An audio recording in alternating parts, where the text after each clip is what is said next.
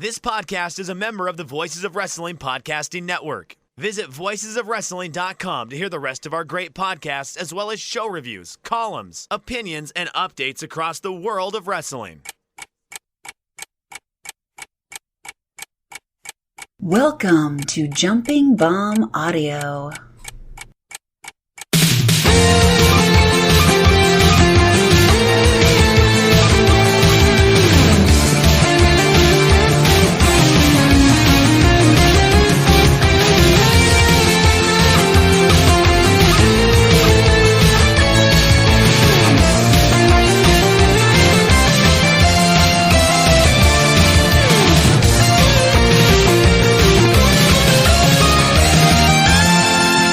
Hello, everyone. Welcome back to Jumping Bomb Audio, a podcast all about Joshi Pro Wrestling. I'm Aaron. I'm joined, as always, by my co-host, Taylor. What's up, Taylor?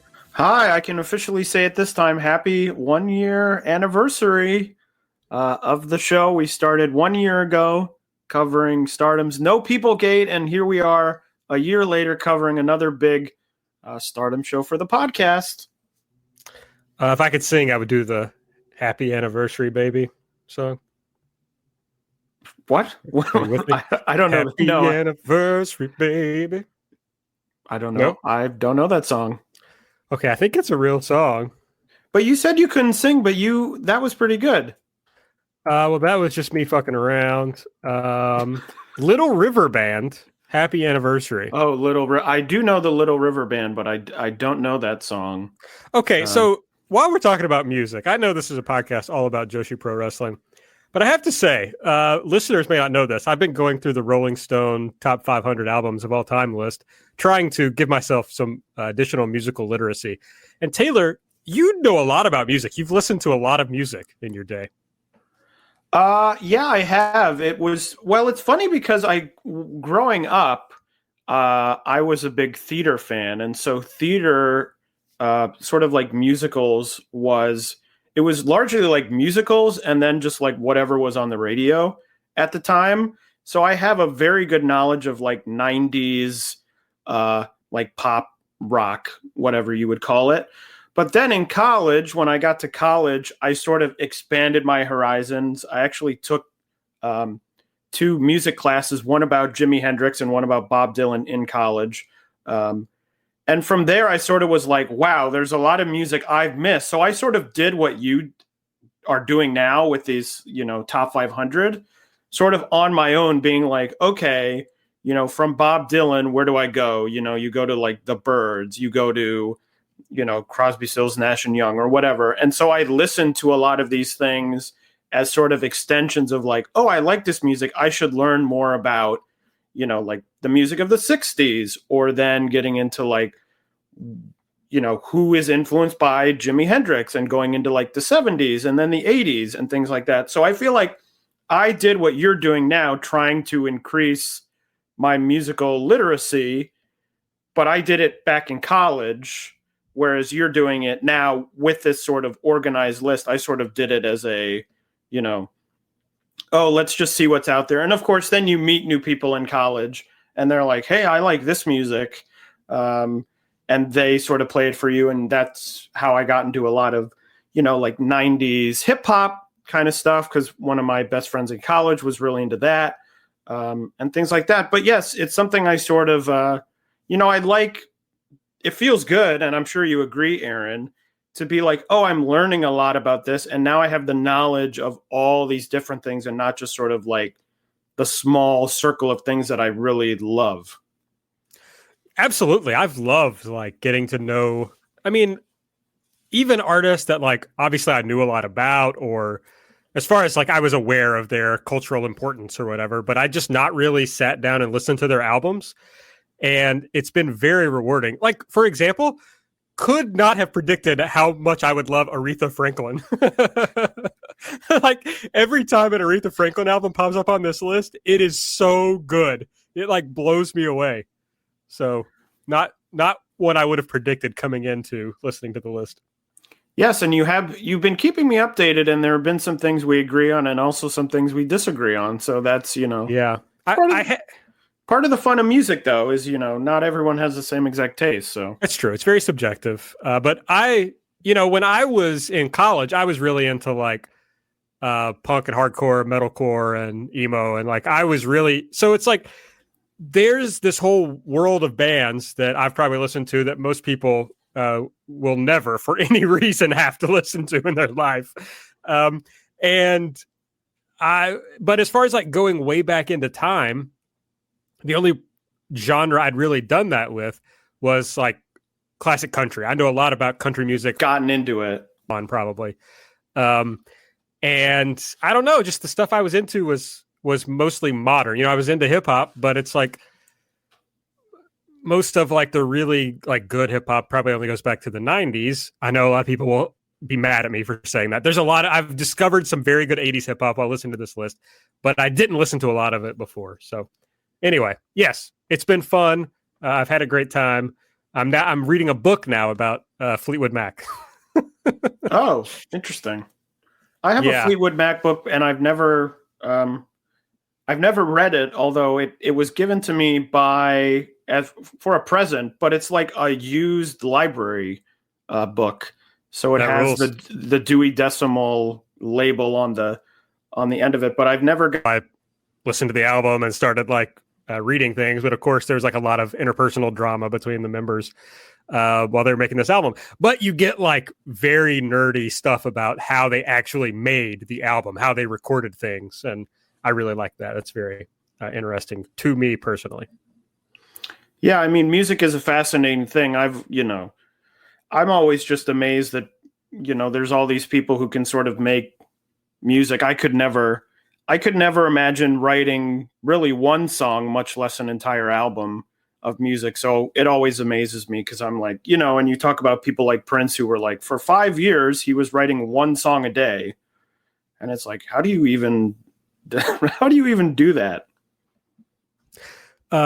Yes. I have been in bands and I do write songs on my own time, but I mostly keep them to myself. But yeah, it's like I've written in my life like 2 or 3 songs that I think are very good. And then I listen to artists or bands that I like, and it's like the worst song they have outpaces by far anything I've ever written, and it just like blows my mind. I was listening to this. I mean, I did listen to this on the list, but I was listening to Thriller yesterday, and of course it goes Thriller, Beat It, Billie Jean, 3 songs in a row, and it's like I would have just saved some of those for the next album. I think it's like, okay, I've already written enough good songs for this one. Well, yeah, and I think there's like 9 songs on that album, and I think 8 of them were like top 10 hits or something like that, where it was like almost every song it was like, here's a single, and people were like, this is great. Yeah, it's like Wanna Be Starting Something is the first song. The Girl Is Mine is on there.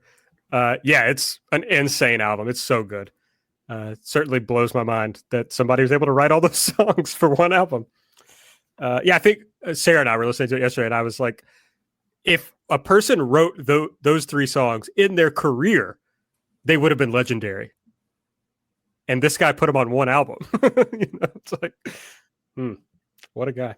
Anyway, there you go. That's the music interlude for this episode of Jumping Bomb Audio. We don't talk much about music on our Twitter, but you can find it at JBombAudio. I'm at Aaron Like the Car. Taylor's at Tay Mambo. Make sure you subscribe to the podcast so you get these as soon as they come out every other Monday. Give us a 5-star rating and a review if you use the Apple Podcast app. We would greatly appreciate it. You can donate to the show at redcircle.com/show/jumping-bomb-audio. And of course, we want to remind everyone, if you haven't already seen it on our Twitter, that Taylor and I were guests on the Eastern Lariat podcast with Dylan Sky. And I said that funny, but I just think that's a cool name.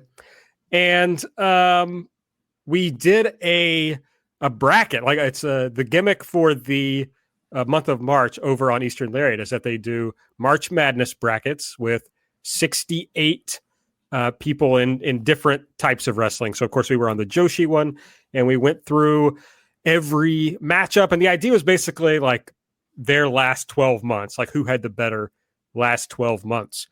We went very in depth on everyone. I thought it was a good look back at 12 months in Joshi. Yeah, and I didn't say this on the podcast, but I was thinking it, Aaron, for you and I, it may be the only opportunity we have this year to have any personal investment in a March Madness bracket. The way our two NCAA teams are playing, it doesn't appear that either of them will be in the real March Madness tournament. So happy to do it there instead of the basketball version. Yes, it seems very unlikely that my team will be, and that has led me to not paying very much attention. So I don't. Does your team have to win the Big Ten tournament to make it? Yes, essentially they were doing pretty well, and they've lost 5 in a row and essentially played themselves out of the tournament. So now it would appear that they need to run the table and win the Big Ten tournament to have a chance. It would appear to me. I think they're 12-14 now, so.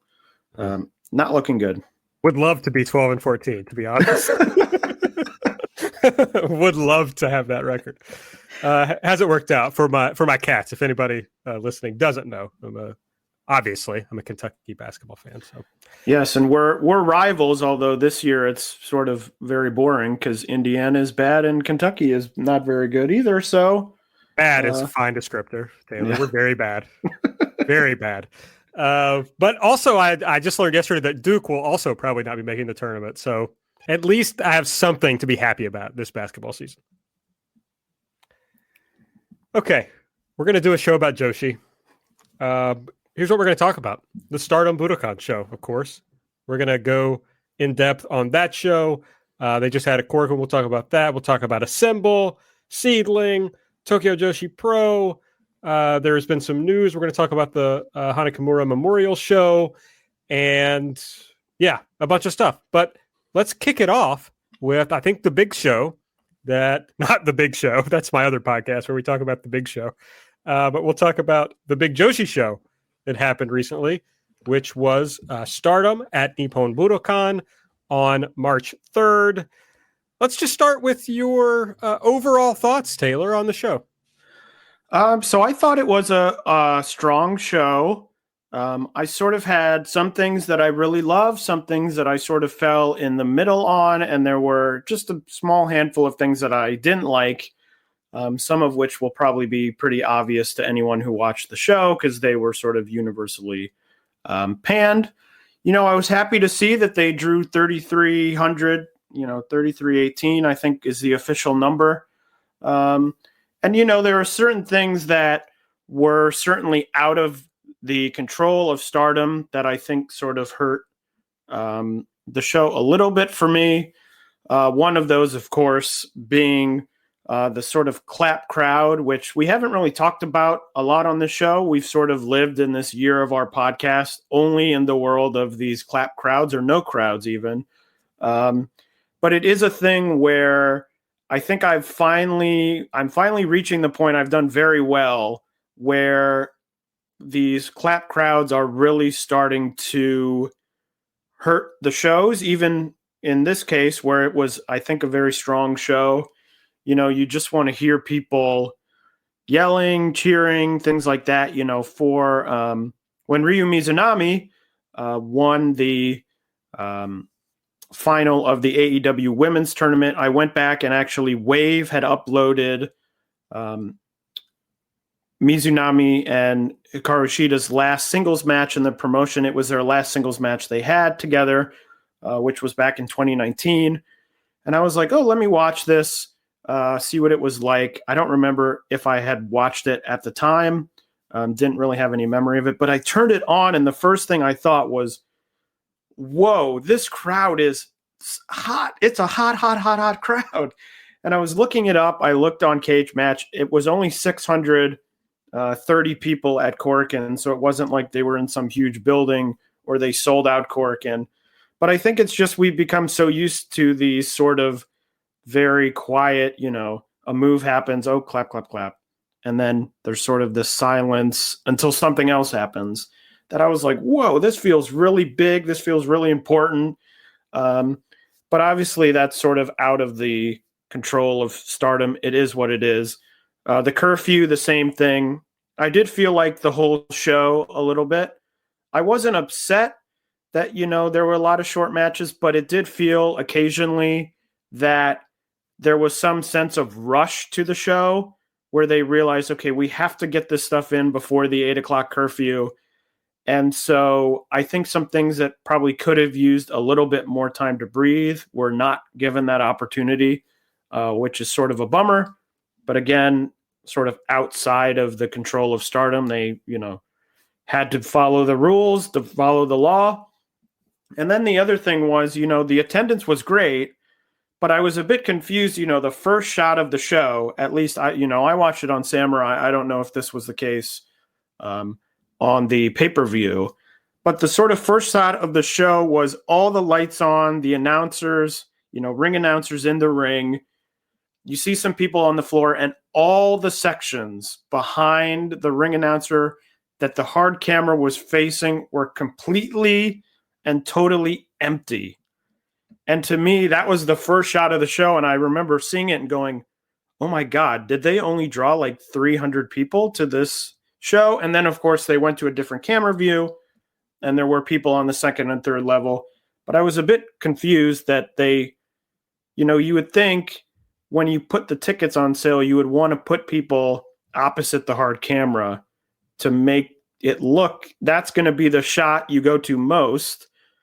And I would have figured they would have put some people on that side. Now they turned the lights off once the show proper started. But it was a little bit shocking. But again, overall, very strong thoughts. Some matches I really, really enjoyed. What about you, Aaron? What'd you think? Yeah, I think you covered it pretty well. Although the crowd didn't bother me terribly in this. There were moments where it was like almost unbearably quiet. I think about there was a spot in the main event where Tom and Julia were just slapping each other, and it was insanely quiet as they were slapping each other. But overall, I thought the crowd did a pretty good job of being loud, at least clapping regularly. I do agree that I thought the placement of the fans was very weird. I feel like I would have put more people on the hard cam side, as you said, and I understand that they apparently charged a lot for those ringside seats. But I also might have, moved some people down just to make it look a little more full in certain shots. Of course, once they got past the pre-show or the prologue matches, and it got a little darker, you couldn't tell as much. But of course, sometimes they would bring the lights back up in between the matches. So yeah, just for aesthetic purposes, I probably would have done that a little differently. Or frankly, I am who I am, but I would have just papered the rest of the crowd, to be honest. Even if I couldn't sell the tickets, I would put people in there. But obviously, now, okay, so there was the comparison of the Big Noah show, the New Japan show, and the Stardom show that all happened in the same building. Stardom comes in second of those three shows, attendance-wise. Of course, New Japan was running El Desperado in the main event, as far as I know, and Stardom was running like this huge show with all their big matches. So, still, I think it was a good, if not great, result as far as attendances go. But as far as the show itself, it was a thing for me where my expectations for the match mattered a lot. The matches that I had low or no expectations for all exceeded those expectations. And the matches that I had very high expectations for often failed to meet those expectations or just, barely exceeded them. So, that may have been more of a me and my expectations thing than the show itself. I appreciated that no match overstayed its welcome. I talk about that a lot on the show of, I think matches should happen and you should be able to do them in a more concise way than a lot of companies seem to do. And I thought they did a great job with that on here. The show moved along very well. All the results, I think, probably went the right way. So overall, I think it was a really good show. We'll talk about the main event. Obviously, that's going to be the most important of any show. And I just had a little bit of issues with the main event. So that probably colored my view of the show. But overall, a very good show, I would easily say. Let's start with the main event, Taylor. I think okay. I want to start there and then go back to the beginning of the show and go through the rest of the show. Just because, this is the big point in the show. We went on about music for 10 minutes, so people are probably ready to hear us talk about something noteworthy. So in the main event at the Budokan, the World of Stardom title, hair versus hair match, as Taylor talked me into, Tom Nakano defeats Julia and wins the white belt, and Julia has to have her head shaved at the end of the show. So I guess you weren't surprised at the ending because that was your expectation, but what did you think of the match? So I liked the match. It started with, I think they sort of got put behind the 8 ball by the fact that they had the video package before the match began, and they showed that Dump Matsumoto, Chigusa Nagayo match with the audience like screaming, people crying in the audience, yelling, they're fighting, there's blood all over the place. And to me, it sort of set up this idea of, this match is sort of going to be like that, not from the audience perspective, obviously, because the audience, is under these restrictions, but that they're going to come out and they're going to bloody each other and it's going to be very violent. And, they get in the ring, they do the introductions, the match begins, and like the first move of the match is a side headlock. And I was like, oh no, this is not what I was hoping it was. Because the thing that sort of always drives me crazy, and not just, this match, but any match that, you come in and you say, we're two people, we hate each other. This match has big stakes and we're going to prove to each other that, we're going to beat each other up. And, you start with sort of this traditional wrestling opening, which always sort of drives me crazy because I'm like, you hate each other. You should be going, slaps, punches, kicks, things like that. Not, side headlock, reversal, arm ringers, things like that. So at first I was a little bit nervous. I was like, oh gosh, where's this going to go? Then they had the sequence where they got out of the ring. They did that table spot with Julia doing the pile driver through the table. And I think from there, from that moment, I don't remember exactly how far in that was, but I think from there, the match was very, very strong. You had the sequence, they got back in the ring, as you mentioned, slapping each other in the middle of the ring. That spike, I think it's called a violent spike or something that Tom gave to Julia where she just dropped her straight down. I was like, wow, this is all really, really good. So by the end, I was really into it. I saw some people afterwards talking about, it's match of the year contender, one, a great match, 5 stars. I wasn't quite there. I think that second half of the match really brought it up. I was at 4.5 stars. So I liked it. It didn't quite, as you mentioned, Aaron, you had the expectation. I had the expectation going in that it was going to be very, it was going to be super, maybe not bloody, but, very sort of what they did in the second half of the match for the entire match, which didn't quite come through. But, I thought the second half was good. I thought the sort of end of the match, or the post-match, I should say, also hurt it a little bit because there was a lot of sort of indecisive standing around. It was like, okay, Julia loses, and you would think they would have the sequence there where they, shave her, but they were running out of time with the curfew. So they sort of took only a little bit of her hair off, and she ended up, a lot of people were like, oh, she actually looks better than she did before. So it was that weird, I would have liked to have that definitive moment of Tom, shaving it, holding up the hair or whatever, which I feel like we didn't get, which sort of in the end was like, well, that isn't great. But overall, I thought the match was really strong. I mean, I've liked all of their matches together, as we've talked about on the show. So didn't quite get to the status I was hoping it would get to, but still a very, very strong match. Yeah, that's my main criticism of the match is that a hair versus hair match is supposed to, I think back to that Nanai versus Arisa hair versus hair match, right? And that felt much more hateful, or like trying to prove a point. And the story here is that like Tom keeps coming up short, and Julia is like, okay, fine, I'll let you have another shot, but I'm going to shave your fucking head when I beat you again. And instead, Tom flips that on its head. Bad analogy or bad saying pun. There to use. Yeah. Yes, bad pun. But Tom flips that and beats her. And that should have, and I get, that Tom isn't really like a vengeful character, but she certainly has been, it's been impassioned. She has been impassioned during this feud with Julia, I think. They've really gone at each other. So it wouldn't have, and as you said, the second half of the match or so was pretty violent as far as, the pile driver through the table, I thought was great. That was a great spot. The slaps. But even in that, you see like Julia puts her hands behind her back, like, go ahead, just like slap me. And then Julia gets her turn and I thought it was much more vicious, just really hit Tom pretty hard. And so, yeah, I felt like it was just getting to be like really good.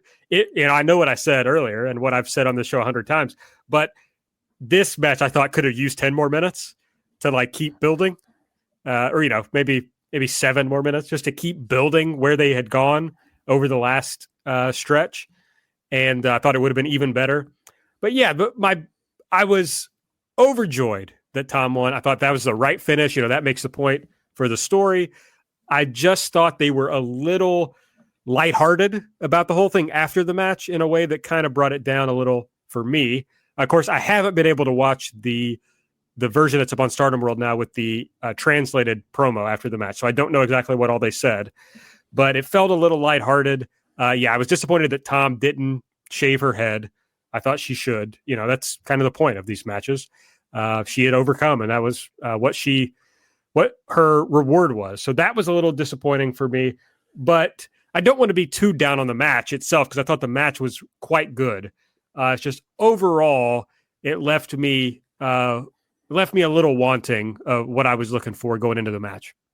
Yeah, I think we both had sort of big expectations, and those expectations were not quite met, but still a very good match. I mean, I think the other thing, and we're sort of starting at the end here, so it's a little bit weird, but we talked about when we previewed the show that the show finishes with 5 singles matches, and every match of the 5 had the same exact sequence where the 2 competitors would stand in the middle of the ring and do the sort of forearm exchange, slap exchange in all 5 of these matches that happened, or at least 4 of the 5.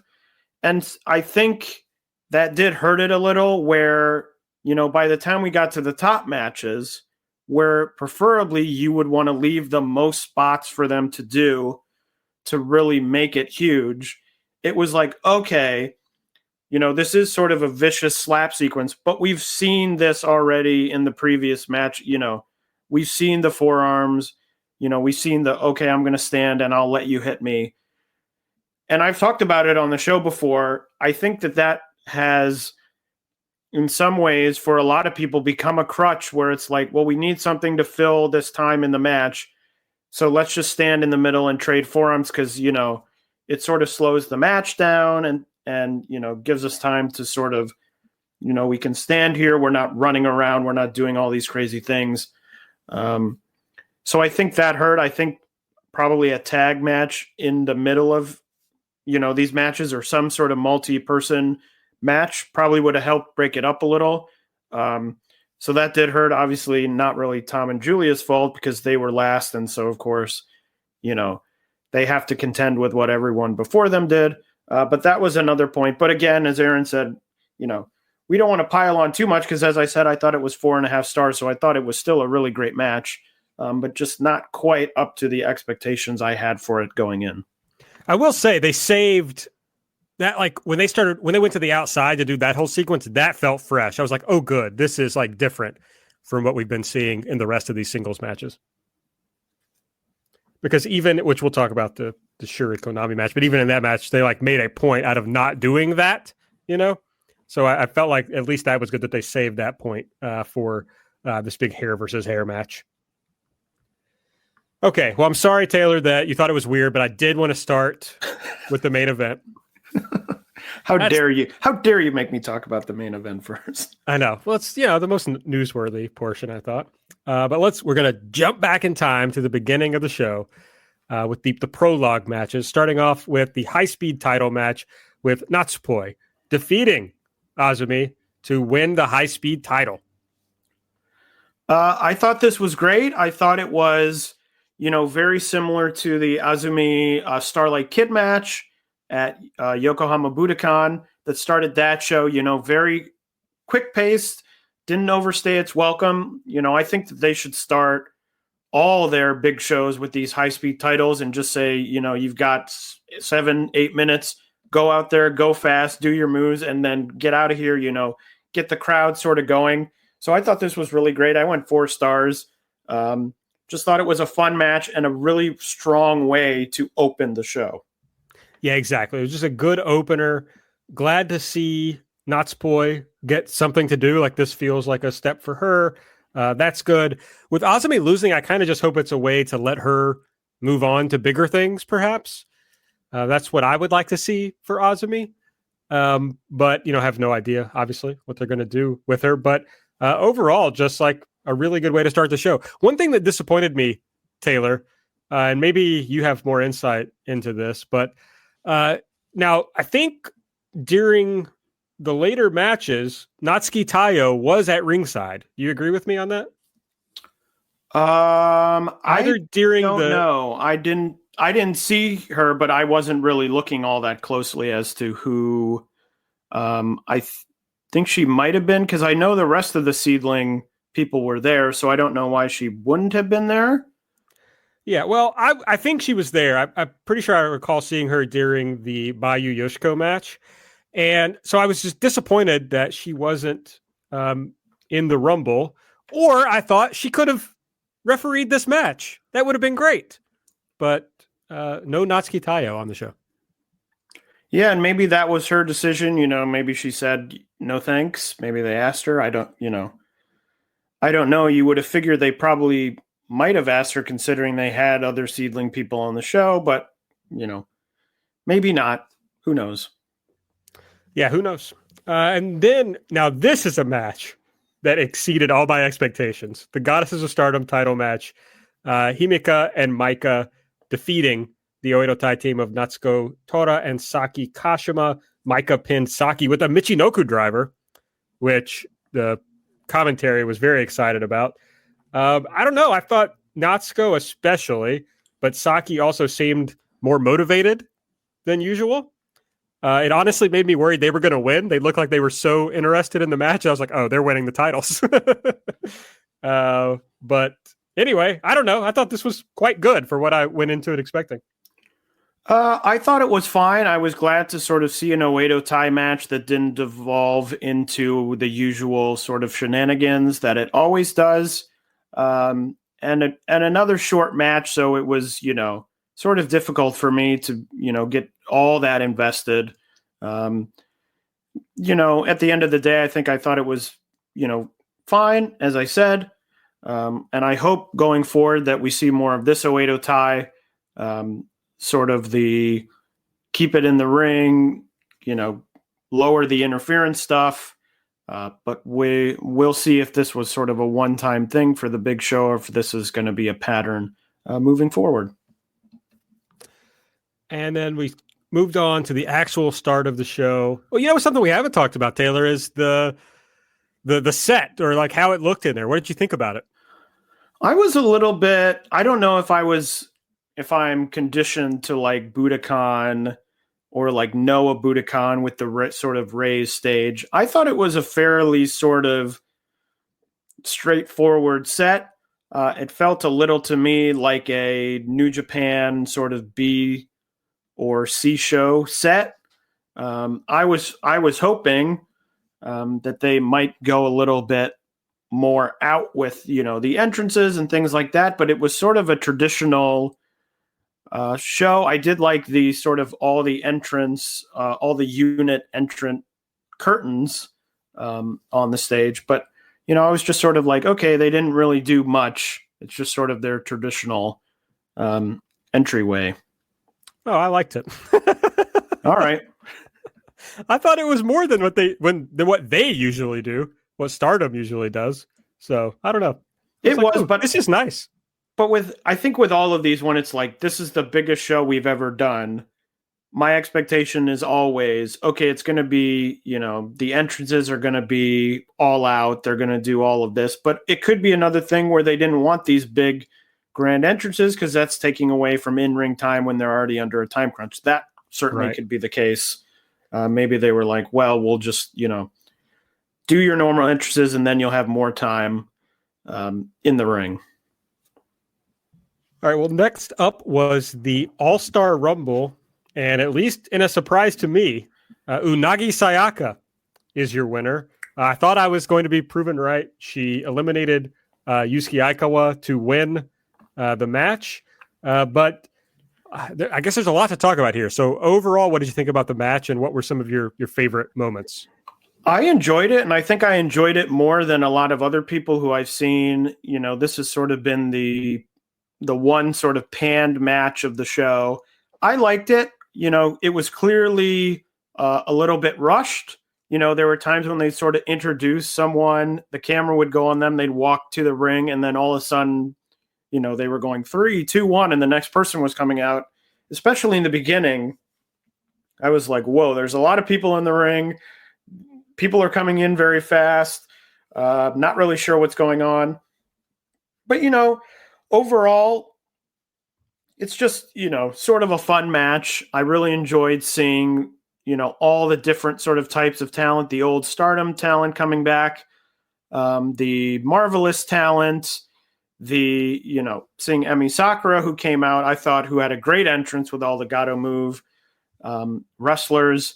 Was not so happy, to put it lightly, to see Kikutaro, who I actually like, but I thought was actively detrimental to this match and made it worse, and was probably the worst thing on the entire show.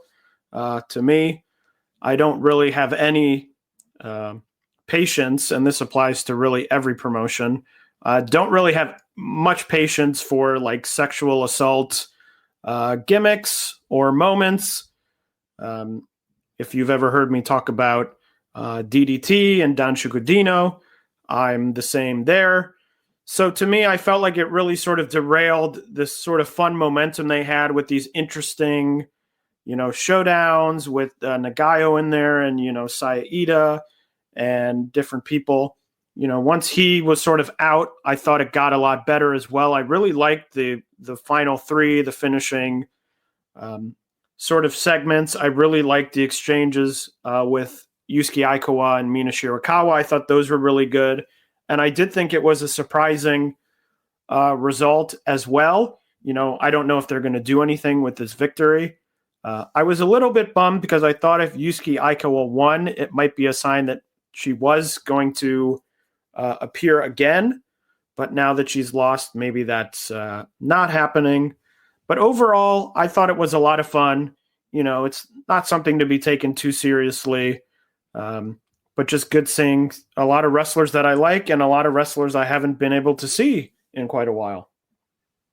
So I watched this not live, and it took me like 2 days to finish it. So I was staying away from Twitter and everything. So I have not seen a lot of reactions to the show, just like a handful. And I'm stunned to hear that a lot of people didn't like this match. I thought it was like an outrageous amount of fun. Like, I really enjoyed it. Now, yes, I couldn't agree more with everything you said about the Kikutaro part. I thought it was funny when he was in that. Like, when he came out, I was like, oh, this is bizarre. But yeah, it quickly got very gross and not something I was interested in. But I don't know. I had a grand time watching this. I I like that it was rushed because it didn't like take too much time. It's like, okay. I mean, the best part of, a Rumble like this is the entrance, right? Is like the next person waiting for the next person to come out. A Rumble is about the entrances and then the finish of the match, and like a few little fun spots in the middle. And we got all that. We got like cool, like, ooh, the next person coming out was exciting. As you said, Emmy had the very cool entrance. And then you had lots of fun little things, from the beginning. The thing with Ida chopping everybody, but she wouldn't chop the Stars members. There was fun stuff with Chigusa Nagayo that I enjoyed. I enjoyed that Taylor predicted that B. Priestley would win, and she got eliminated in 5 seconds. That was fun for me. And then, Yusuke Aikawa was great. I mean, looked excellent. And then it came down. It was funny because when she came out, I was like, oh, she kind of looks like she's in the Cosmic Angels. She kind of looked like she matched them. And then it came down to all of them. And I was like, oh, maybe like she is going to win. And then she's going to be like part of Cosmic Angels for like a short little run. That's kind of what I was hoping. But yeah, you're right. Unagi wins. So I don't know, maybe it's less likely. I know Aikawa was still saying it was a one night only thing, but man, she seemed to have worked so hard to come back for just this Rumble match. She's obviously in great shape. She looked better than a lot of the people in the match, as far as like from a what she could do athletically perspective. She had that great, as you said, the exchanges with Mina Shirakawa. So I don't know. I thought it was a blast. Yeah. The match, it wasn't totally buried, but a lot of people were like, oh, it was, rushed, blah, blah, blah. I think like Meltzer, when he rated the show, I think gave it like 1 star or something. But yeah, I was with you. I really enjoyed it. I thought Momoe Nakanishi looked really good. She was very funny for a lot of the match. And then late in the match sort of pulled out a lot of very impressive stuff. So I was like, whoa, I would love to see more of her. In Stardom, always happy to see Mima Shimoda, who I love. So yeah, overall, it was a good, quote unquote start to the show for me. Certainly high energy, not wasting a lot of time seeing all these people. And then we got into all the singles matches at the top of the card, and it kicked off with Nanae Takahashi defeating Momo Watanabe in a match that really probably is the standard bearer for what I was saying earlier about my expectations, which is, I wanted this to be a 5-star affair, 2 like great wrestlers going at it. And of course, I should have tempered that because it was the second match on the card, and, quickly I realized like at the start of the match that they were just going to do, like, it was basically a closing stretch. They basically skipped all the first part of a match. But yeah, I'm not. So I didn't love the match. I thought it was good, but it just couldn't be what I wanted it to be. So it was slightly disappointing from that perspective for me. But I understand that it was the second match on the card. It wasn't going to get more time than a lot of the other stuff. It's just not what I wanted out of it. Was there any talk, Taylor? Nanai says something to Rossi after the match. Was there any talk about that, or do we know like what that's supposed to suggest to us? I don't know, although I think there was someone talking about that it's possible that someone from Stardom is going to appear on the upcoming Seedling Korakuen show. I think that was the talk, although I don't know if I saw a translation or saw anyone talking about what she said to him after the match.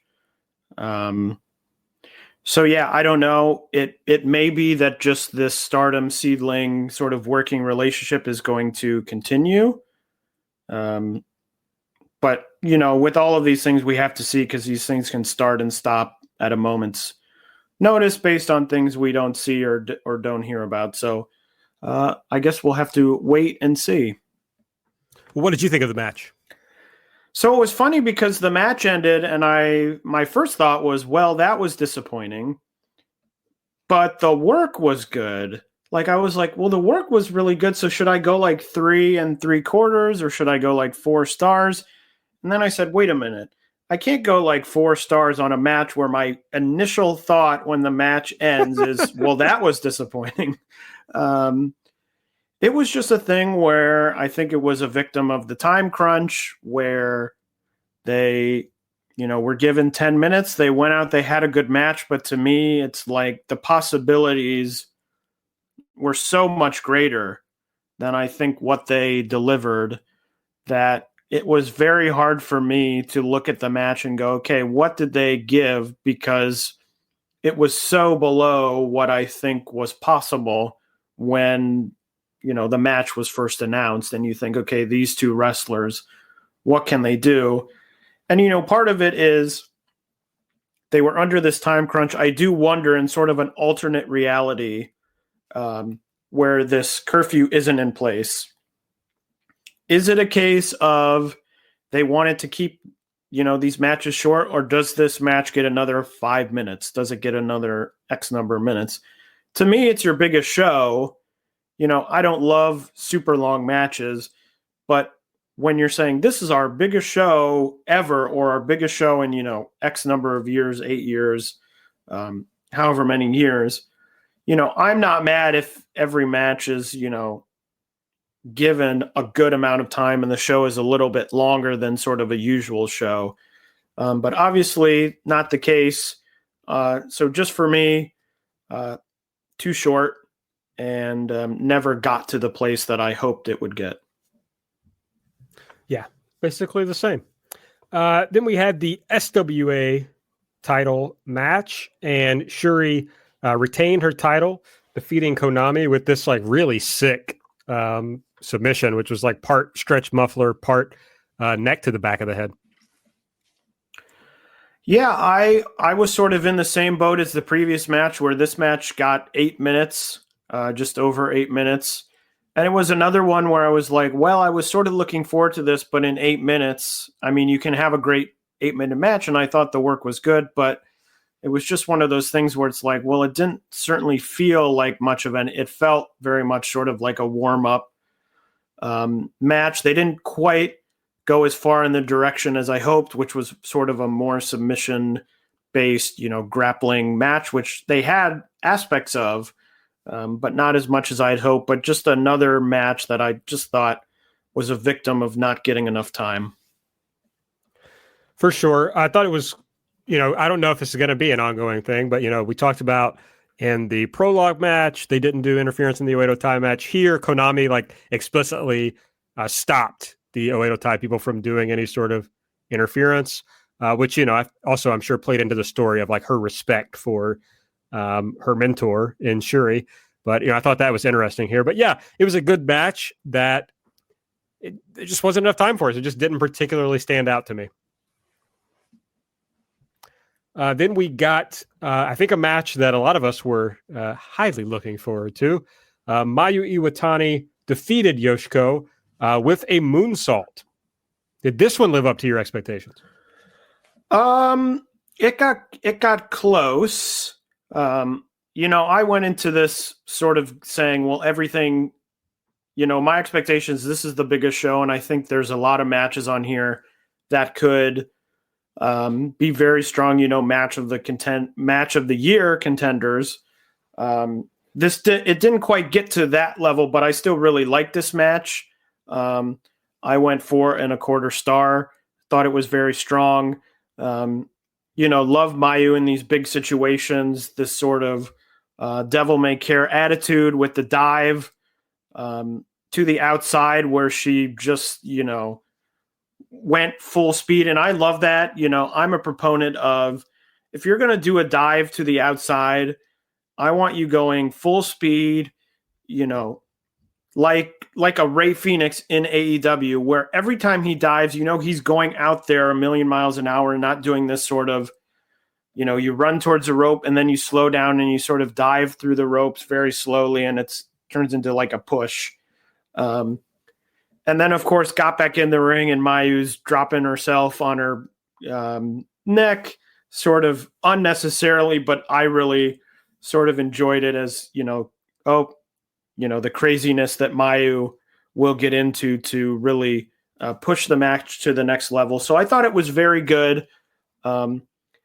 And I think for the third spot on the sort of just below the double main event, I think that they were calling it, I thought it got, 15 minutes. I thought it got a good amount of time, and I enjoyed the match. Yeah, it felt like if you were going to do a series of matches, this would be a good first match between the two. Something they could build on.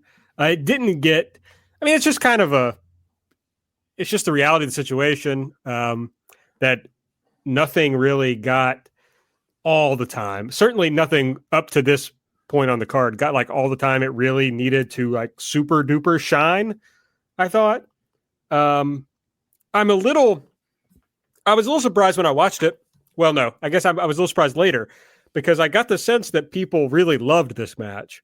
And I didn't really love it. I thought it was very good. And like I said, it felt to me like a basic match between the two of them that they could build on if they were going to do a series.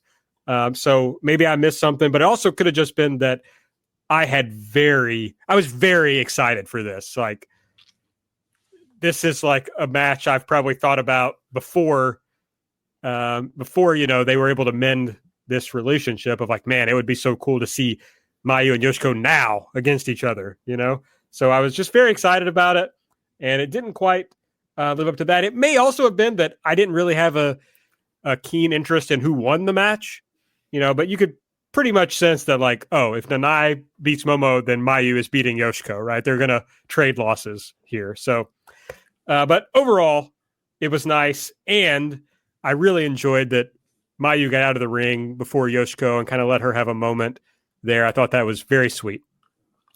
Yeah, it was clear at the end that they were happy to have done it, which was nice to see. Nice to see Yoshiko back for this sort of celebration of 10 years. So overall, I thought for where they sort of placed it on the card, I thought it did well. And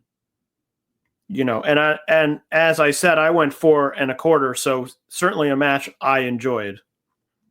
It's kind of like that year, like you remember when like Wrestle Kingdom, it used to be just like 25, 30-minute epics, like one after another, these like big matches. And then they had that one year where they're like, no, we're getting this show done in 3 hours or whatever. And so they just didn't have the epics on the card. Like this felt like that year of like, no, we just got this period of time. Whereas even though I'm a match length truther, I really wanted like some epics between some of the people on this card who just were not given the time to do it. Yeah, and I think that comes down to, as I said, that curfew, which was not in place when they, originally announced the show. I do wonder maybe without the curfew it would have been very similar length, and a lot of these matches would have been the same time. But I have a feeling at least probably one of these matches probably would have gotten a little bit more time, if not multiple matches. But, for sort of the time that they had, I think they did fairly well with sort of timing out the entire show. Yeah, I agree. The show, like, it ran smoothly. It felt good. It like wasn't a hard watch. It wasn't hard to sit and watch the whole show, even though I did have to split it up. But that wasn't because of that. It was just work-wise. I had to. But yeah, I thought they did a great job with the time that they had. It's just that I wanted some of these matches to have more time, which is not really, I can't fault the wrestlers for that, certainly. And then the red belt match, Utami Hayashi defeated Saya Kamitani with that spinning jackknife powerbomb. It's very hard for me when it's not on Stardom World because it doesn't tell me the name of the move at the end of the match. So I just have to make up kind of what I think it's like. But this match I really enjoyed. Yeah, I said in the preview that it was sort of a low floor, high ceiling match, and I thought that they sort of came in the middle. I went 4 stars. I thought it was really good. I thought they did a really good job with, I think, one sort of concern that people had going into the match was that Saya Kamitani sometimes in her matches, the attempts at what she's trying to do sometimes run ahead of where she is currently ability-wise. And I thought that they did a really good job with making her look impressive, but not using things that she wasn't ready for. She wouldn't exactly, that they weren't certain that she would hit with 100% confidence. They had that sort of Canadian destroyer, which I thought looked really good. She did the Phoenix splash at one point, which Utami moved out of the way of, which was very good because her trajectory would have taken her knee directly into Utami's face. But yeah, I thought that they did a good job sort of staying within their abilities, and it ended up being a very strong match. As I said, I went 4 stars. So certainly delivered in a sort of big spot where I think a lot of people were questioning whether they would be able to have this sort of match, sandwiched between all these other very strong matches. Yeah, I think one of the most important things you have to do in a match like this, where the outcome is not really in doubt, is create a match where the person who no one expects to win has at least one believable near fall. And I thought they did that with Saya. There was like one moment where I was like, I didn't really think she was going to win still, but I was like, oh, okay, you got me a little bit.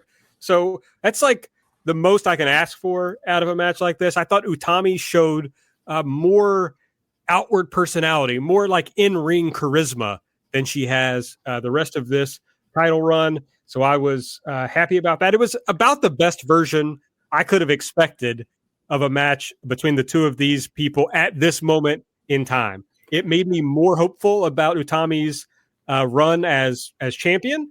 And honestly, it also made me more hopeful about Saya Kamitani, who I have soured on a little just because of what you said, that she's always seeming to try to do more than she can. But I thought she did a good job here. And overall, I thought it was a very good match. I don't know how excited I was for the post-match B. Priestley challenge to Utami, but that is what happened. That is what they're setting up next. Yeah, and I thought in this match, that near fall that they had, I thought was the best near fall on the entire show, with Saya almost pinning Utami, and the announcers' commentary was going crazy. I thought that was really great. A highlight of the match, certainly. And I'm with you. Not all that excited for a B. Priestley challenge.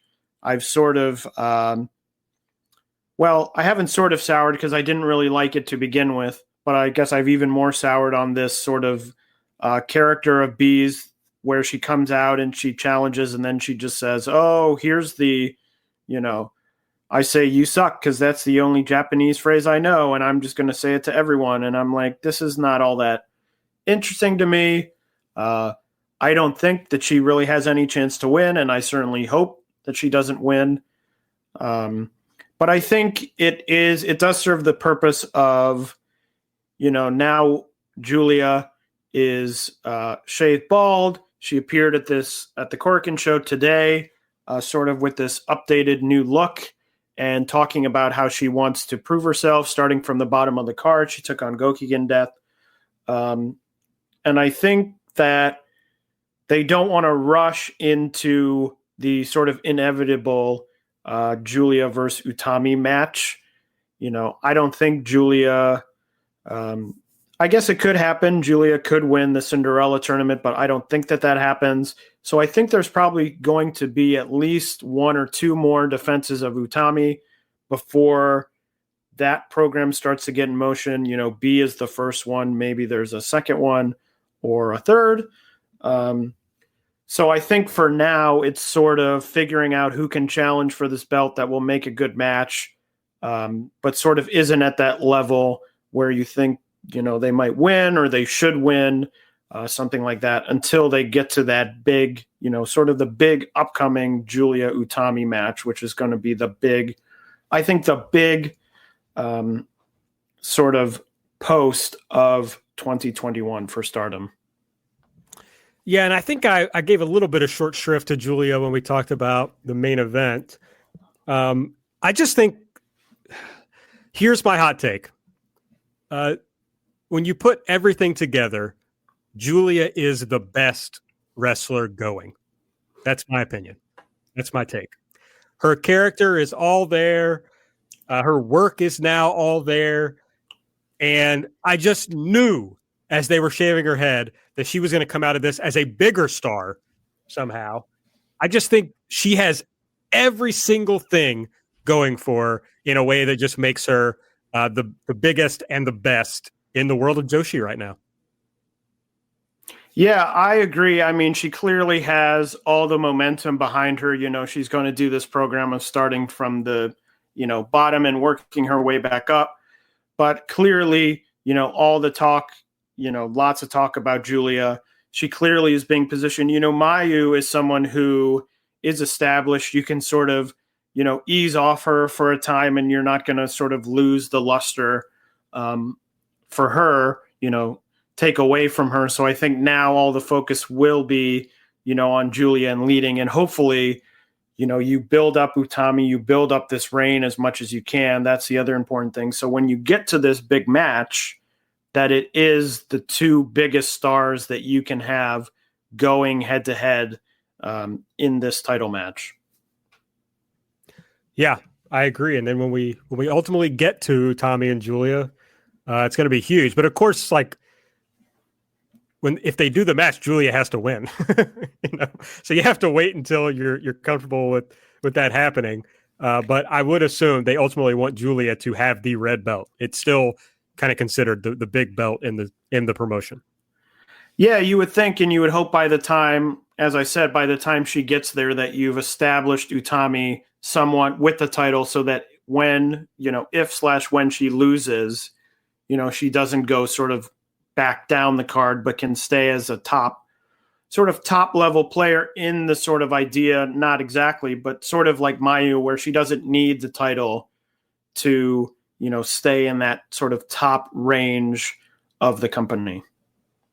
Yes, I think they are hopefully with this title reign, they'll establish her there.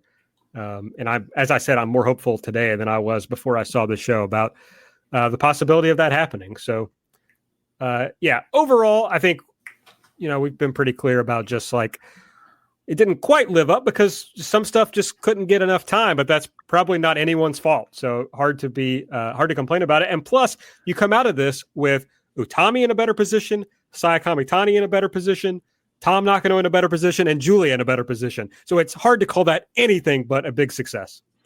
Yeah. And, and I talked about, the top three matches. I went 4 1/4, 4 and 4.5. So, my expectations were for something huge, and they weren't quite met from that perspective, but still a very strong card. As we talked about, didn't overstay its welcome, feel like it went very fast, had some fun stuff in the beginning with the high speed match and the Rumble. So overall, a very strong effort, I thought, from Stardom.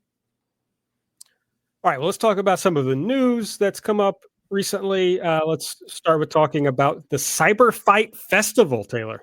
Yeah, so this was announced I believe, last week. The CyberFight Festival, it's going to be a show on June 6th involving all the CyberFight brands, Noah, DDT, Gambare, and Tokyo Joshi Pro. They promise some interpromotional matches. We'll see what that means for Tokyo Joshi.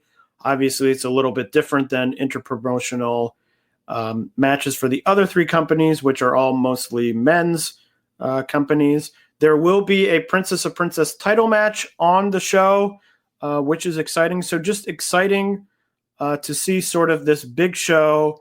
And not only that, but see Tokyo Joshi get a prominent spot on this show as well. So hopefully that helps them. Hopefully it just increases their momentum as they're having a great year.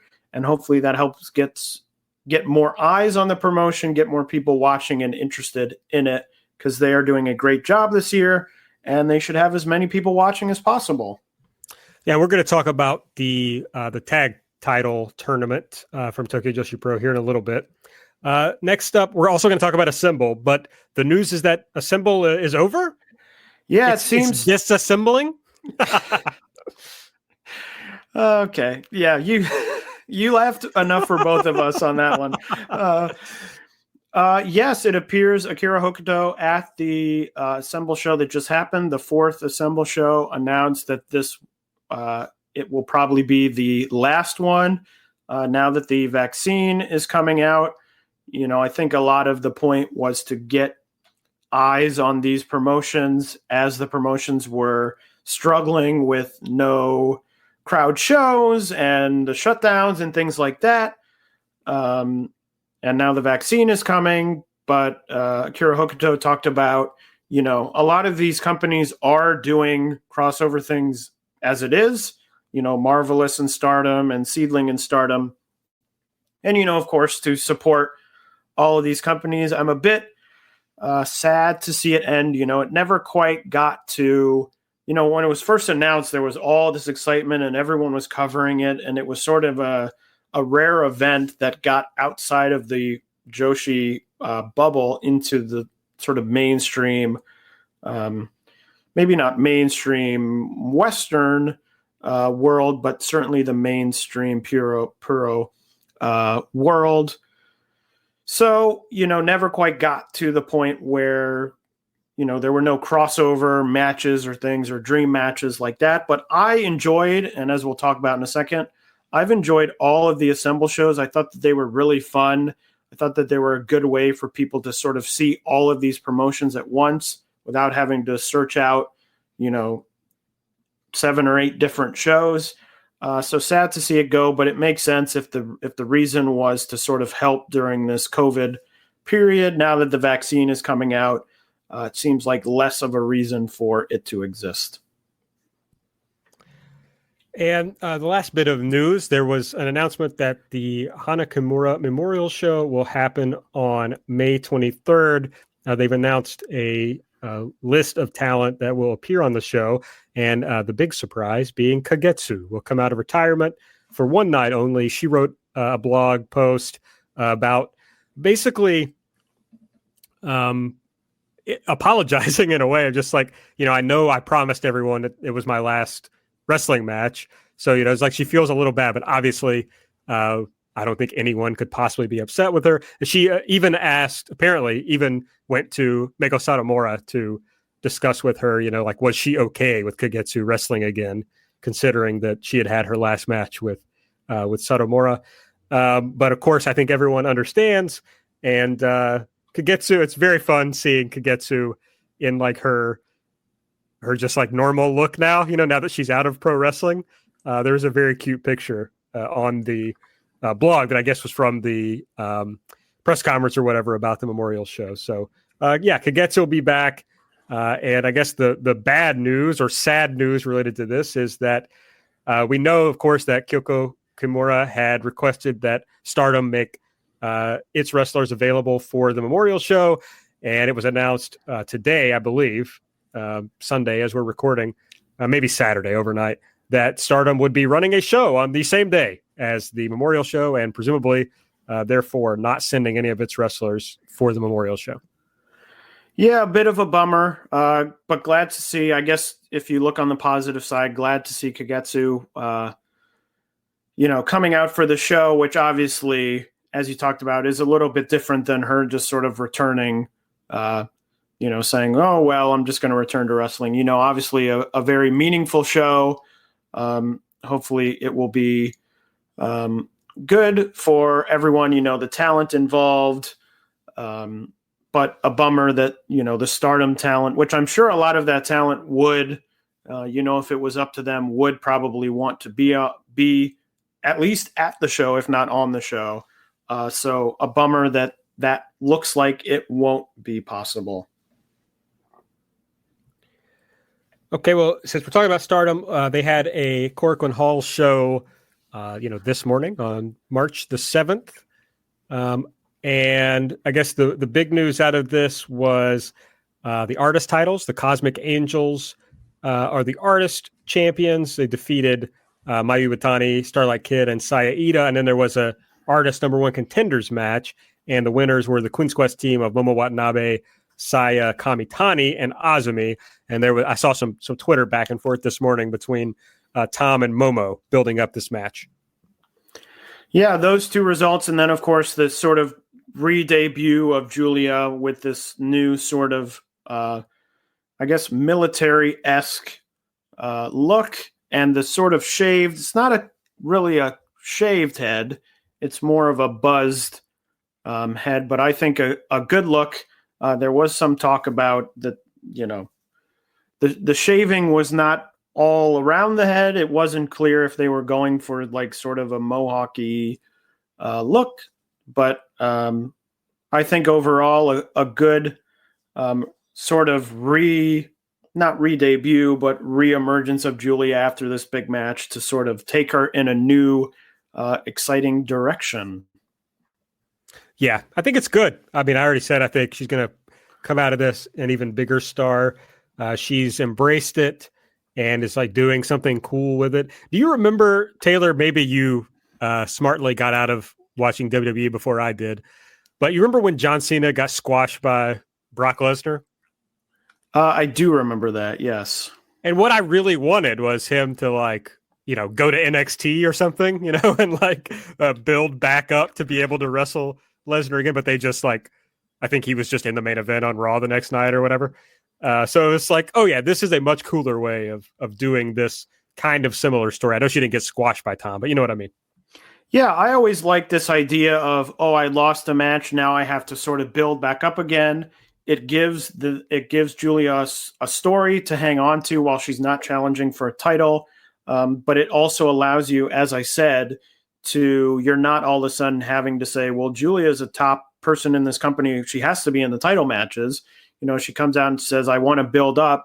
It gives you that runway to sort of rebuild her while you're also, boosting up other people on your roster. So it really serves a dual purpose of giving her something to do while also sort of getting her out of the way to help some other people. So, I mean, I think it's a perfect story. It's certainly what I would have done coming off the loss. So yeah, I have no complaints, and I'm looking forward to seeing, how it progresses. Is she just going to sort of move up the card with no problems? Is she going to have speed bumps? Will she lose to people and sort of stay in some area, some part of the card for a little while? Maybe she loses to, someone in Queen's Quest and she has a little feud there on her way up. But will be interesting to see, as we mentioned, as we build sort of towards the inevitable rebuilding of Julia into a star back at the top of the cards. Okay, well, we talked about a symbol ending, but what may have been the last show occurred recently. So Taylor, you want to give us the rundown on the show? Yeah, I thought it was a really strong show. I think it might have been I don't know. I would have to go back and look, but maybe the strongest Assemble show. Started out with the debut of the new Marvel.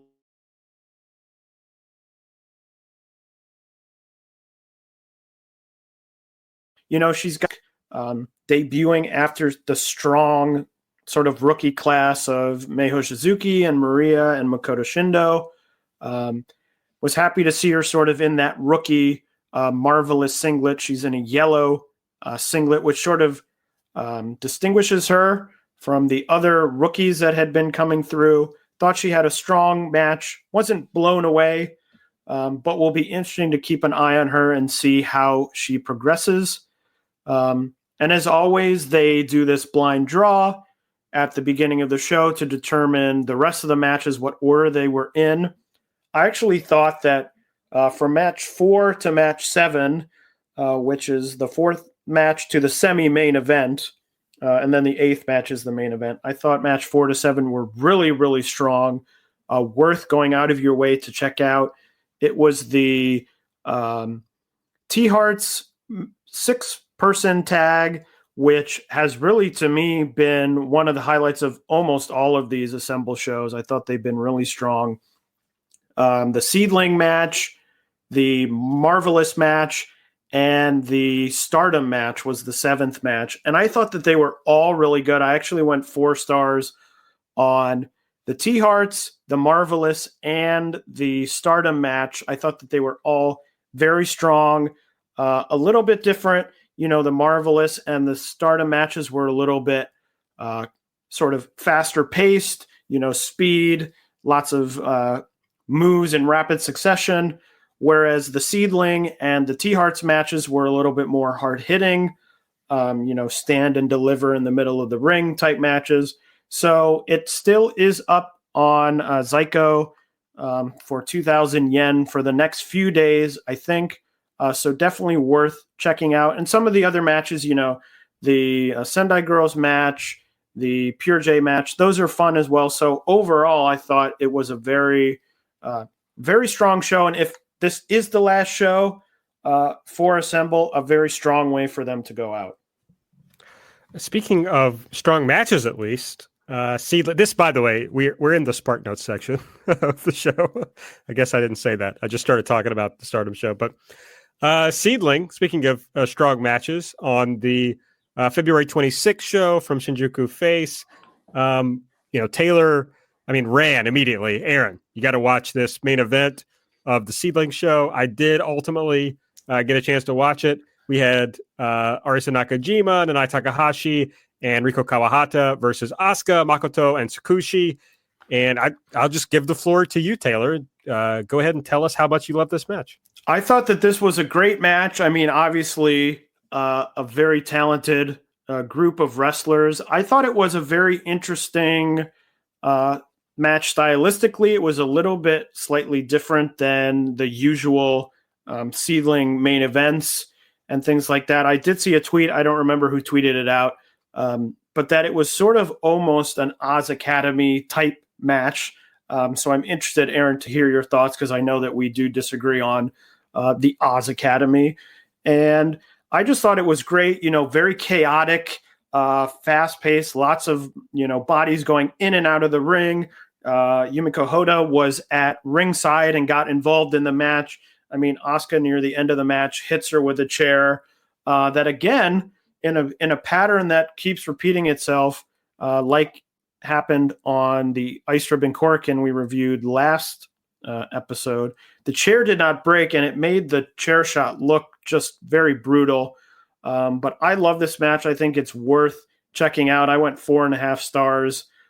Just thought it was really great. A great mix of talent. Some people, Kawahata was sort of in this audition phase, seeing if she's going to become a more regular member of the roster. Tsukushi in the main event, which we haven't seen a ton in Seedling. So overall, I just thought it was great. Another great main event for Seedling. Man, I read your note here before I watched the match, and it said Oz Academy and I was like, oh no, I'm going to hate this. This is going to be awful. And so I went into it a little skeptical, I would suppose, of the match. But no, I also thought it was great. I see what you're saying in that, people were just kind of running in and out of the ring. But it was at least mostly happening in the ring, and it was the participants in the match who were involved. It wasn't a lot of interference in that kind of way. So I don't know. It was more, to me, a six person tag match. It's there's two really good ways to do it. One is crazy spots, where you just do an absolute spot fest, and it's very fast. The other is to just have everybody beat the shit out of each other the whole time, and never have a break in that, really. And I thought that's what they did here, and that's something that I really like in these kind of matches. So this worked for me, and I thought I don't know if she was the standout, because there's a lot of great wrestlers in this match, but Tsukushi really stood out to me in this match. I was like, okay, this is you getting to spread your wings a little more. I thought she had really cool sequences with basically everybody on the other team. So I really liked Tsukushi's performance in this. Yeah, I didn't think it was, exactly like an Oz Academy match, but certainly more than sort of you're used to in these Seedling main events, which are sort of very straightforward. If you're doing a tag, it's more straightforward, where near the end, as you were talking about, lots of people coming in the ring, they're coming in with chairs, they're doing all these different things. It was just sort of the chaos, the sort of feeling of chaos you sometimes get with those Oz Academy matches, where you're like, whoa, what is going on? It is broken down. People are everywhere. Bodies are flying. You're like, whoa. So, I'm glad you liked it, because I was a little bit worried that it would be that sort of chaotic stuff that you don't really like about Oz Academy, but good to see that you liked it. And maybe people who fall more on your side of that opinion will want to check this out, which is great. But yeah, Sakushi is, always great. Would love to see her in more of these main events. Would love to see her more in Seedling because I think she's super talented. I mean, Kawahata as well. I thought was really great. I hope that she's in Seedling more. She also was very impressive in that Assemble T-Hearts match as well, which she and Asuka and Makoto were all in, which sort of had a similar vibe, not as much as this match did, but it sort of broke down. There were chairs involved and things, but that more of a mid-card match. So it didn't go to the extremes that this match did. But yeah, I'm a big fan of this match. Well, there's also an Oz Academy match today.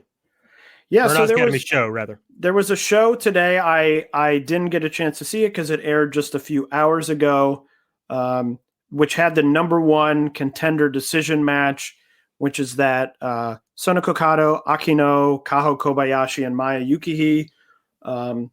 They were going to do a lottery, have a tag match, and then the winning tag team will face off in a 10-minute singles match, and the winner of that singles match will face Mayumi Ozaki for the Oz title at their next Korakuen show.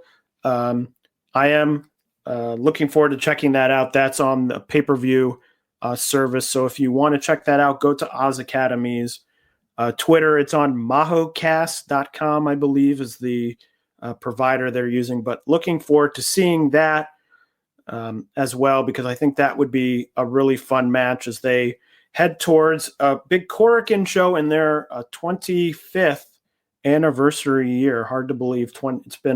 Oz Academy has been around for 25 years. And I teased that we would talk about Tokyo Joshi Pro. So I think the time has arrived. Yeah, so they held their tag tournament finals on March 6th. It came down to the Neo Bishiki-gun team of Saki-sama and Mei Michelle against Maki Ito and Miya Yamashita, with the Neo Bishiki-gun team emerging victorious. Aaron, what did you think of the show and of this match? Well, my big takeaway from the show was that I was very excited that the Neo Bishiki-gun team won. I thought it was a good match. I just love watching Mei Michelle in Tokyo Joshi Pro and all her little shenanigans. It's always done in such a funny and clever way. And watching Maki and Miyu try to overcome her shenanigans is always fun to me. But yeah, overall, I thought the whole show was good. I had a lot of fun with all the matches in this tournament. And I just think, I think we have been a little outspoken, and maybe everybody doesn't agree with us about maybe we don't always love the Bakuretsu sisters. But I think Saki-sama and Mei Michelle would be great tag champions. That, to me, would really improve the top of the cards and, add something like a little different in between, whatever the third match from the top is, and then, your big Princess of Princess title match at the top of the card. Just think it would elongate the shows a little and add some intrigue. Yeah, not a totally surprising result if you would have looked at the tournament when it first started and probably make your predictions. I think Neo Bishiki-gun would have been probably, in that group of favorites to start the tournament. And, it seems like whenever Saki-sama gets that new partner, as with when she was teaming with Masao, they seem to move up the card pretty quick and get the opportunities. Last time they won the titles from the Magical Sugar Rabbits. So we'll see if they can repeat that here. They're going to get the title match with the Bakuretsu sisters on the next Tokyo Joshi Korakuen, which is on April 17th. So looking forward to that. I thought it was a good show. I really like these sort of smaller Tokyo Joshi shows. They don't overstay their welcome. You can get through this entire show in about an hour and a half. So very quick. They're just go out there. They have a lot of fun. They had a little bit extra juice with the semifinals and the finals on the show. So overall, a strong show and a fun show, and one worth checking out if you have some time. And they also, a lot of shows that happened today as we're recording, March 7th. So I haven't seen this, but the 11 versus 11 match on the Open Rec pay-per-view service. Yeah, so they had the pay-per-view today, the 11 versus 11 match, which if you watched a lot of when the sort of COVID shutdowns were first happening, Tokyo Joshi did a number of sort of small, no crowd shows, and they did one of these big, sort of 11 versus 11 matches. So very similar, where it's singles matches with 2 count rules. I, like Aaron, haven't seen it because it aired just a few hours ago, but looking forward to checking that out as well. So that's a lot of exciting stuff happening in the world of Tokyo Joshi. All right, what else we got? Sendai Girls. February 23rd, Meiho Suzuki retained the junior title over Yurika Oka. Yeah, so that is I'm glad to see that. I really like Meiho Suzuki. Another big thing happening on that show was, I believe it was that show, was Hibiki came out and demanded a match with Dash Chizako. So this storyline is continuing. We've talked about it a lot on the show. Unfortunately, I haven't seen a lot of recent Marvelous. I did sign up for their Nico service, but they haven't uploaded a lot of their most recent shows on there. So I'm hoping that some of those shows eventually make their way over to that service, because I'd like to be able to check out a lot of these shows. But yes, Meiho Suzuki retaining the junior title over Yurika Oka, which is good to see, because I think Meiho Suzuki can keep that title and have a lot of good matches for Sendai Girls. All right, over in Ice Ribbon, they also had a show on February 23rd with Tsukushi retaining the IWGQ title over Thekla. Yeah, so she retains the title, and I'm not sure if she may now just be waiting for the winner of the Peas League tournament over at Peas Party to emerge victorious. That the winner of that tournament may end up being her next title challenger for the IWGQ title, unless they have a title match in between the end of that tournament now and the end of that tournament. And what else do we got here? Diana? Anything from... So Diana had a dojo show on the 28th. Not a lot to talk about. There was a Haruka Umasaki versus Rina Shingaki singles match to open the show, which I was looking forward to. Didn't blow me away. Obviously, on this dojo show, they're not going for all-timer matches. But these, I say it every time I think we talk about Diana. These shows are always easy watches. They're on YouTube. They last about an hour, maybe sometimes even less. So always worth, if you want to check out Diana, if you've been interested. There's really no barrier for entry. Don't have to spend a lot of time. So go check those out on YouTube. Marvelous had a show on 226. Hibiki demanded a match with Dash Chisako. Yeah, so she demanded the match with Dash. So they determined that Dash was added to this Marvelous show on 226 to Hibiki's current match, which was against Meiho Suzuki. They turned it into a three-way match, Hibiki versus Dash versus Meiho Suzuki. And the match ended on a DQ after Hibiki lifted Mei up and then just choked her out. It really was. I saw the footage. The Marvelous account posted the end of the match, and it really is pretty crazy as she just sort of sits on Mei and chokes her.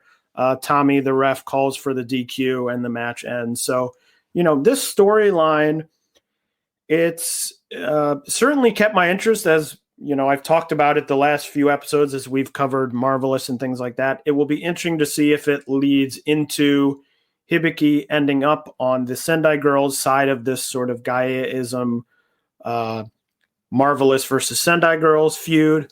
But it's been interesting, but I think I'm glad now that, when it first started, it was sort of like, what is this? It sort of started, and then they had the apology with Chigusa Nagayo, where they went on camera and they're like, we're so sorry. And then the thought was, well, what is this? So now it seems like we're sort of into the next phase of this, and interested to see where this sort of storyline leads.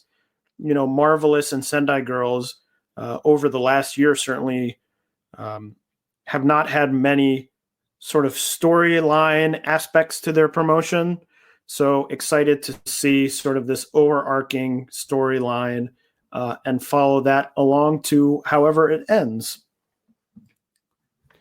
Then over in Pro Wrestling Wave on February 28th, we had a Regina de Wave title match with Sakura Hirota retaining, defeating Kaoru. Yeah, so retaining the title, Regina de Wave, Kaoru is retiring in August, so sort of getting her final send-offs, probably her final title match here.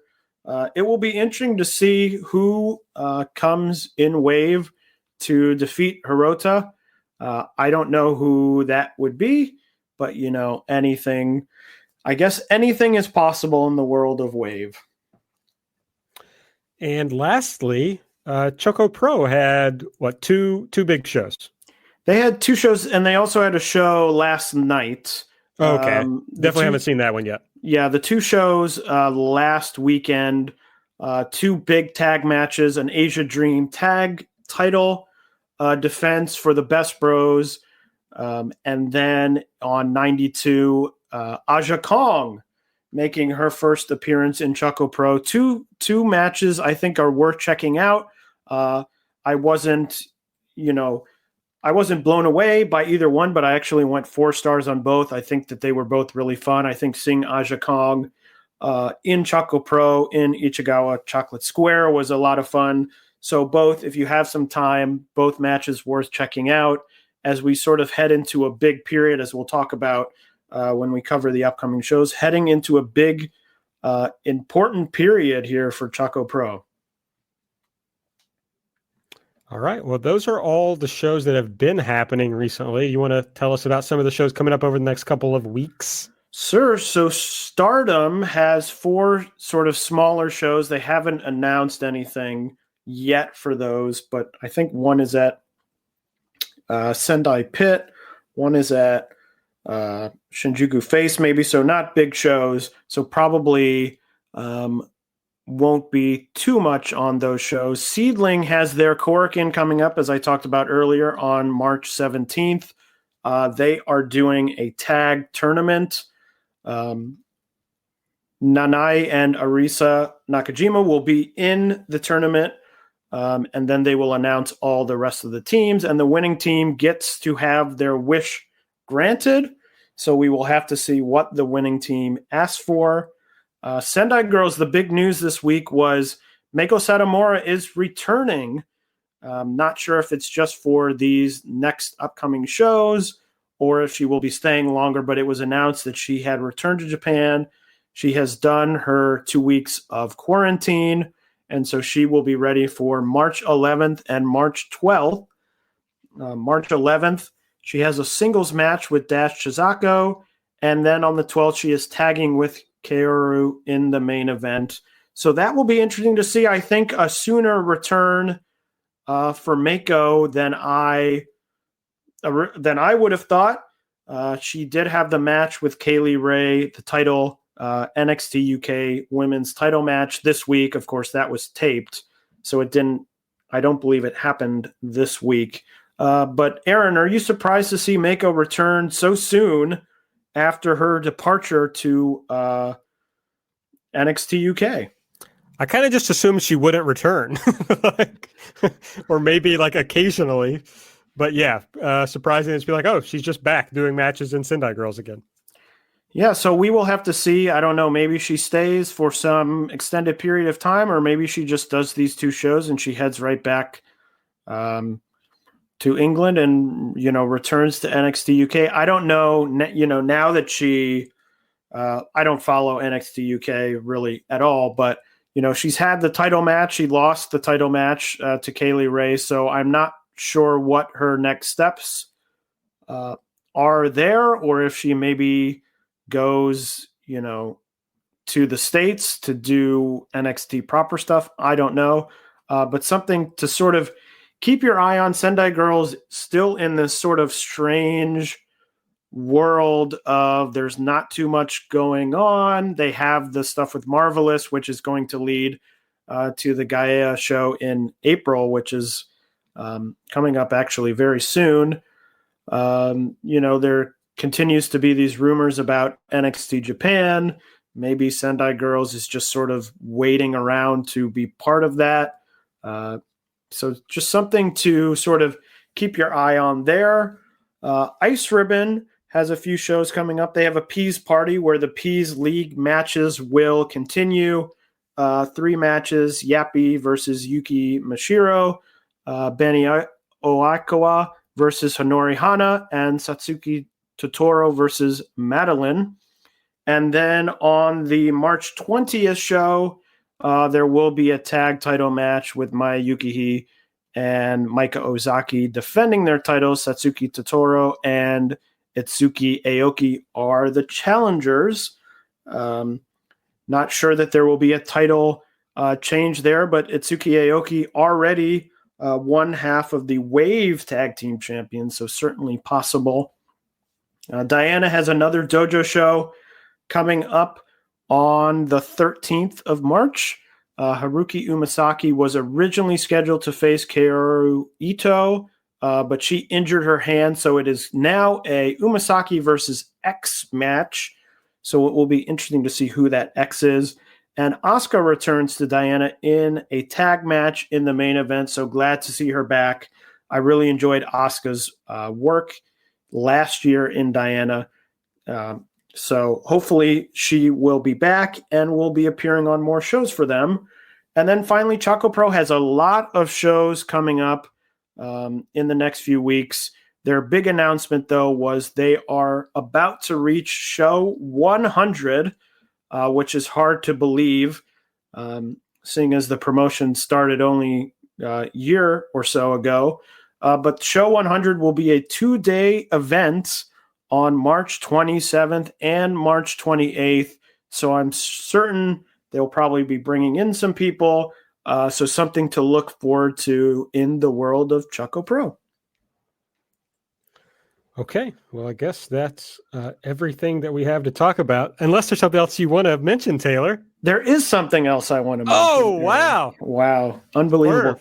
Well, I just wanted to say, at the beginning, I said it's our 1-year anniversary, and I just wanted to say thank you to Aaron for doing this with me now for 1 year, and thank you to everyone who has listened to the show, whether you started back a year ago or you're a recent new listener. We're glad to have you along. I love doing the show with you, Aaron, and I hope that we have many more years of Jumping Bomb Audio.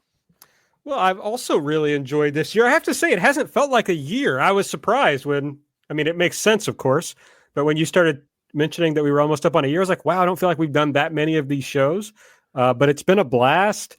It's been cool getting to just, if I'm being frank and honest here, it's been cool just to hang out chatting with you more, Taylor, than we did certainly before we did this show together.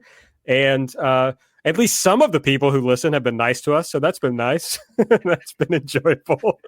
But also, frankly, I've just watched more stuff that I probably wouldn't have watched before for the show, so that's been nice. But yeah, overall, I've had a great time, and I agree. I hope we do this for a very long time. I'm looking forward to it. Okay, well, you should also listen to this for a very long time. We would appreciate it. Make sure that you are following us on Twitter at JBombAudio. I'm at Aaron Like the Car. Taylor's at Tay Mambo. Subscribe to the show. Give us a 5-star rating and review if you use the Apple Podcast app. Donate to the show if you'd like over at redcircle.com/shows/jumping-bomb-audio. And don't forget to check us out on the Eastern Lariat podcast where we did the Joshi March Madness tournament bracket. And if you go on the Eastern Lariat Twitter account, you can vote in those matchups. That's actually how it's decided. We made our own picks, but you'll decide by voting on their Twitter account. So go do that. And I think that's it. So I guess that's all. We're done. Bye bye.